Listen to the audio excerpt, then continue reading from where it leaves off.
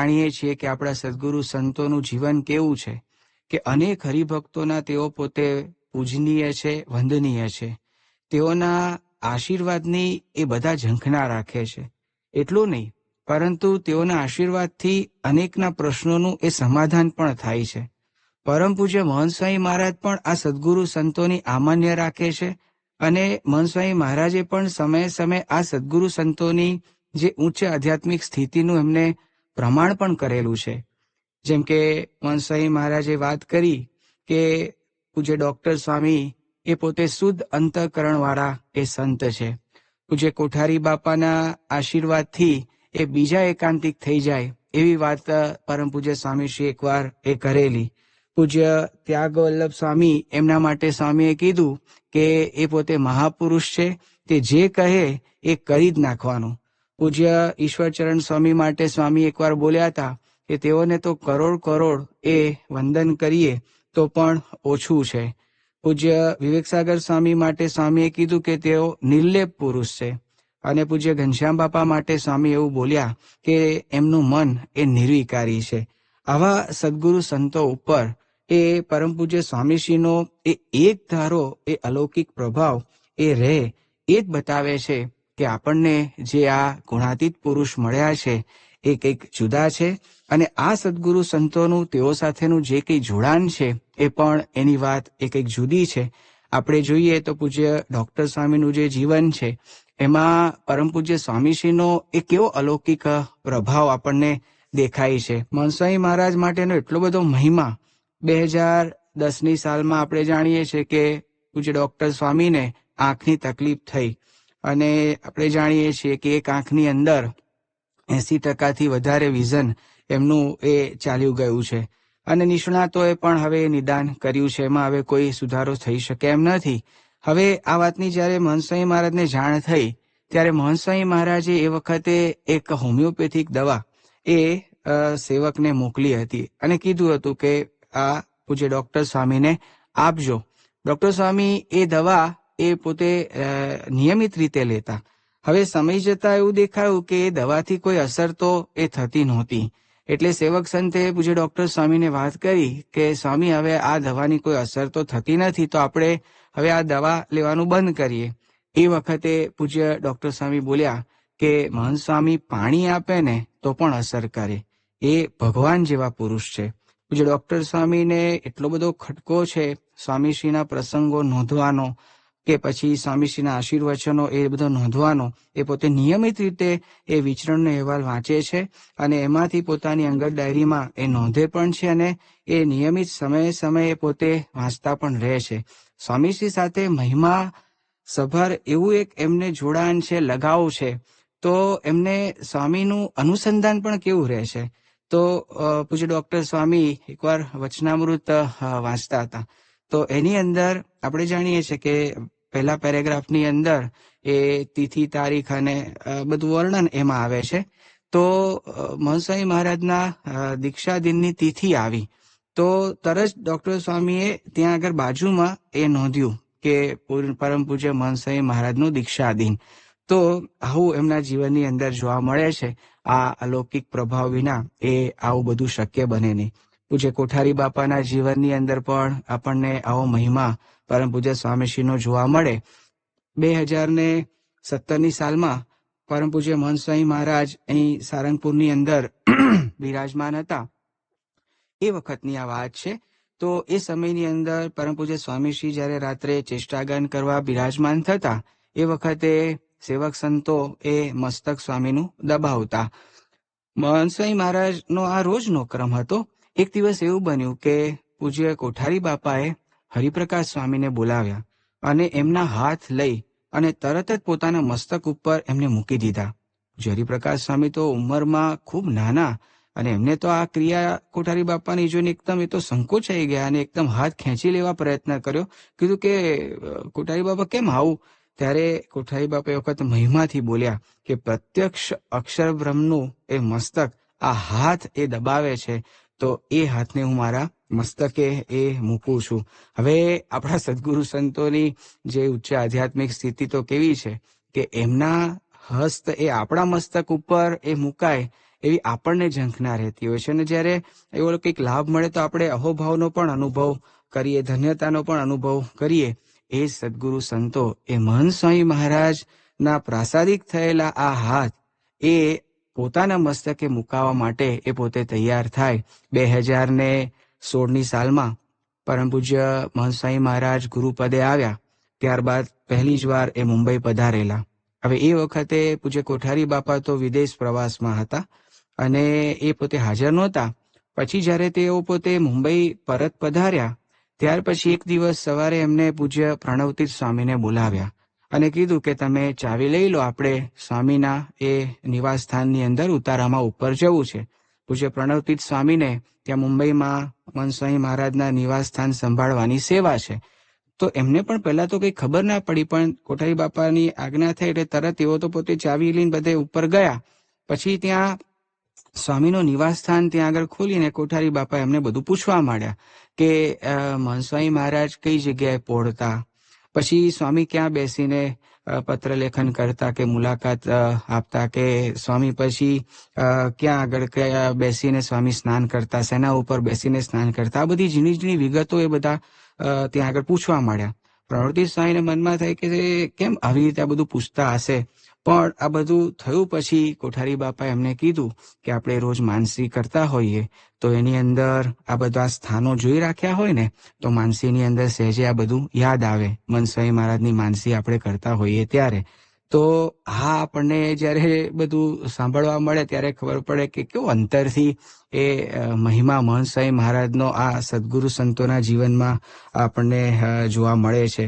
પૂજ્ય ત્યાગવલ્લભ સ્વામીની આપણે વાત કરીએ તો તેઓના જીવનમાં બધાએ જોયું છે કે પ્રમુખ સ્વામી મહારાજના દર્શન સમાગમનો એમને ખૂબ એવો તલસાટ અને એવી તત્પરતા, અને ક્યારેય પોતે દર્શન સમાગમ માટે એ ક્યારે મોડા પડે નહીં અને સમયસર બધે પહોંચી જતા.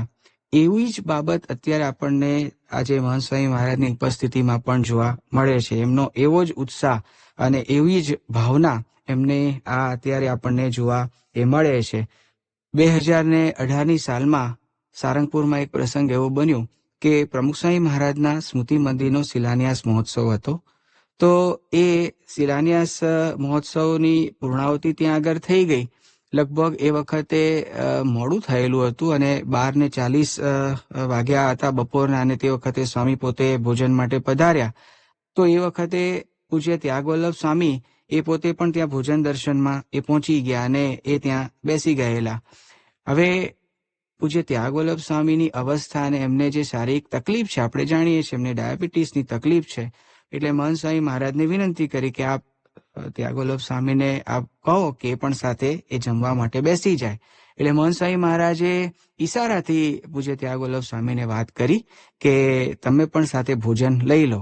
તો એ વખતે પૂજ્ય ત્યાગવલ્લભ સ્વામીના અંતરની જે ભાવના, એ તરત ઊભા થઈને સ્વામી પાસે ગયા અને એમને હાથ જોડીને વિનંતી કરી કે સાથે ભોજન લેવામાં દર્શનનું સુખ નથી આવતું. તો પૂજ્ય ત્યાગવલ્લભ સ્વામી એમના કહેવાનો ભાવાર્થ એવો આપણને અહીંયા આગળ દેખાય છે કે પરમ પૂજ્ય સ્વામીશ્રીના દર્શનની અંદર કોઈ દૈહિક ક્રિયા એ પણ બાધારૂપ એ બનવી ન જોઈએ. અને આપણને સ્વામીશ્રીના પ્રભાવની વાત તો ત્યાં દેખાય કે પરમ પૂજ્ય પ્રમુખ સ્વામી મહારાજ ધામમાં પધાર્યા ત્યારબાદ પૂજ્ય ત્યાગવલ્લભ સ્વામીએ તરત જ મહંત સ્વામી મહારાજની માનસીનો આરંભ એમને કરી દીધેલો. અને આપણે એની ઓડિયો પણ સાંભળી છે કે સ્વામી કેટલા ભક્તિ ભાવથી એ પોતે માનસીમાં મહંત સ્વામી મહારાજને પોતે એ જમાડે છે. તો આવો એક પ્રભાવ એમના જીવનની અંદર છે. પૂજ્ય ઈશ્વરચરણ સ્વામીના જીવનમાં આપણે જોઈએ તો પણ આપણને આ દેખાય. તેઓ તો વર્ષો સુધી યોગીજી મહારાજની એમને અંગત સેવા ખૂબ મહિમાસભર એમને કરી છે. પ્રમુખ સ્વામી મહારાજની સાથે પણ બહુ જ નજીક રહ્યા છે. એમની રુચિ મરજી જાણી અને એમને રાજી કર્યા છે. એ જ ઈશ્વરચરણ સ્વામીના જે મહંત સ્વામી મહારાજ પ્રત્યે પણ એવો જ ભાવ છે. પરમ પૂજ્ય પ્રમુખ સ્વામી મહારાજ જ્યારે ધામમાં પધાર્યા ત્યારબાદ અમેરિકાથી ત્યાં આગળ આપણી મુખ્ય સેવા બધી સંભાળનાર કનુભાઈ CEO એ પોતે આવ્યા હતા. અને એ પરિસ્થિતિ એવી હતી, એ પોતે ખૂબ જ એવા ગડગડા થઈ ગયા અને ઈશ્વરચરણ સ્વામી પાસે તેઓ રડી પડ્યા અને બોલ્યા કે સ્વામી, અમે પ્રમુખ સ્વામી મહારાજને કોલ આપેલો એ અક્ષરધામ પૂરું કરી દઈશું અને પ્રતિષ્ઠામાં આવવાનો સ્વામીએ પણ કોલ આપેલો. તો હવે એ કોલ જે આપ્યો છે એ કોણ પૂરો કરશે ને અમારે કોની પાસે કોલ પૂરો કરવાનો? ત્યારે ઈશ્વરચરણ સ્વામી તરત જ નિષ્ઠાથી બોલ્યા કે પ્રમુખ સ્વામી મહારાજ ગયા જ નથી, આપણને મહંત સ્વામી મહારાજ આપીને ગયા છે. પ્રમુખ સ્વામી મહારાજ મહંત સ્વામી મહારાજમાં જ છે અને મહંત સ્વામી મહારાજ આપણા ગુરુ છે અને એ પોતે પ્રતિષ્ઠા માટે એ ત્યાં આગળ પધારશે. એક વાર તો પ્રસંગ કેવો બન્યો કે ત્યાં આગળ અમદાવાદની અંદર એક મારવાડી હરિભક્ત દર્શન માટે પધારેલા. ત્યાં ઠાકોરજીના પછી ઈશ્વરચરણ સ્વામીને મળ્યા. તો પૂજ્ય ઈશ્વરચરણ સ્વામીએ જોયું કે એમની સાથે એમનો બાળક પણ હતો અને એમને સાહજિક રીતે પૂછ્યું કે સત્સંગ में મજા આતા હૈ? ત્યારે ઓલો બાળક તરત બોલ્યો કે बहुत मजा आता है और मोहन स्वामी के जब दर्शन करते हैं तो उसमें शास्त्री जी महाराज, योगी जी महाराज और प्रमुख स्वामी महाराज तीनों का मजा आता है. આ બાળકે જેવો આ જવાબ આપ્યો ને તરત જ પૂજ્ય ઈશ્વરચરણ સ્વામીએ કહ્યું કે અક્ષરવત્સલ સ્વામીને બોલાવો, તાત્કાલિક એમને બોલાવો. અને એ પોતે ત્યાં પહોંચેલે કીધું કે આ બાળકનો ઇન્ટરવ્યુ લઈ લો. બાળકો એ હૃદયથી બોલતા હોય, ખૂબ નિખાલસ હોય, એમને કોઈ ગોઠવણી ના કરવી પડે, એટલે એનો ઇન્ટરવ્યુ લઈ લો. અને આવા બાળકોને ઇન્ટરવ્યુ લઈ અને મહંત સ્વામી મહારાજના પ્રસંગો એ ભેગા કરો. આપણે એનું એક પુસ્તક એ લખવું છે. આ મહિમા વિના આ બની ના શકે. પૂજ્ય વિવેકસાગર સ્વામીના જીવનમાં આપણે જોઈએ તો વર્ષો સુધી તેઓ મહંત સ્વામી મહારાજ સાથે ત્યાં મુંબઈની અંદર ખૂબ સખા ભાવે તો પોતે ત્યાં આગળ એમની સાથે રહેલા અને મિત્રતાના દાવે એમની સાથે ખૂબ જ એ પોતે છૂટથી વાત પણ કરી શકતા અને રમૂજ પણ બધી કરી શકતા. હવે એ એમના મિત્રતાના એ સંબંધો પણ જ્યારે પ્રમુખ સ્વામી મહારાજની આજ્ઞા થઈ ત્યારે મહંત સ્વામી મહારાજની અંદર પણ એવો જ ગુરુભાવ એમને તરત આવી ગયો અને આવી એક મોટપ એમને સમજાય છે. એટલે એમને એવો ભક્તિભાવ સભર એમને બધા વિચારો પણ બધા આવે છે. 2023માં પરમ પૂજ્ય મહંત સ્વામી મહારાજ અમેરિકા રોબિન્સવિલ અક્ષરધામ પ્રતિષ્ઠા માટે પધારેલા.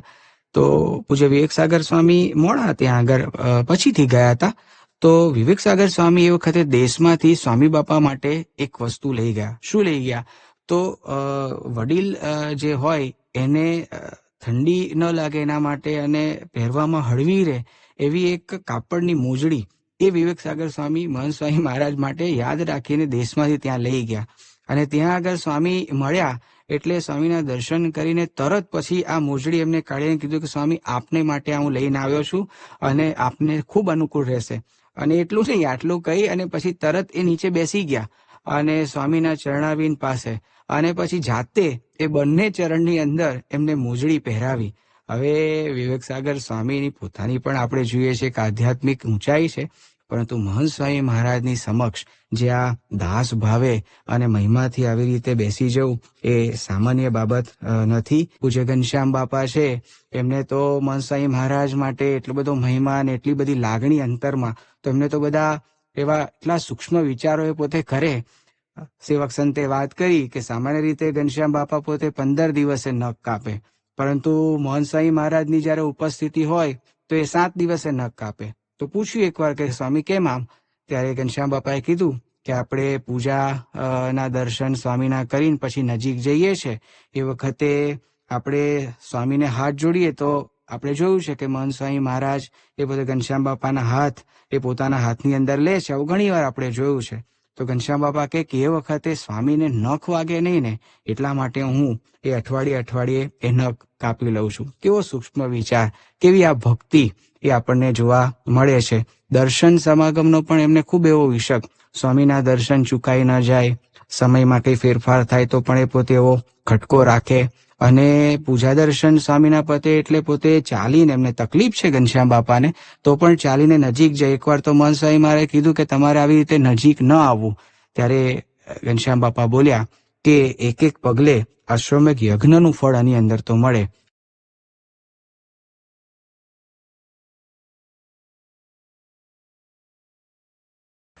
કારણ કે સ્પેશિયલ અહીં આપ આયા ને એટલી ભીડો વેઠવાની જરૂર નહીં. એક પગલે અશ્વમેઘ એક પગલે અશ્વમેઘ યજ્ઞનું પુણ્ય મળે છે. આપણા સદગુરુ સંતોના જીવનમાં જે કંઈ પણ આ આખો ભાવ આપણને દેખાય છે સ્વામી બાપા પ્રત્યેનો, એ કોઈ ઔપચારિક નથી, પરંતુ અંતરથી એ પોતે એવો મહિમા એ સમજ્યા છે. હવે એમના જીવનમાં આપણે જોઈએ તો એ પોતે જ અનેકના હૃદયમાં એમનું એ સ્થાન છે. પણ આ સદગુરુ સંતોના હૃદયમાં એ પરમ પૂજ્ય મહંત સ્વામી મહારાજનું આટલું ઊંચું સ્થાન, આટલો એક ધારો જે અલૌકિક પ્રભાવ અને મહિમા એ જે રહ્યા કરે છે, એ જોતા ખરેખર આપણને લાગે છે કે આપણને જે ગુરુ મળ્યા છે, જે ગુણાતીત સત્પુરુષ મળ્યા છે, એ અલૌકિક છે, એ કંઈક જુદા છે. આવા જ વિશિષ્ટ પ્રસંગો સાંભળવા માટે કૃપા કરીને લાઇક કરો, તમારા વિચારો કમેન્ટમાં શેર કરો અને અમારી ચેનલને સબસ્ક્રાઇબ કરવાનું ભૂલશો નહીં.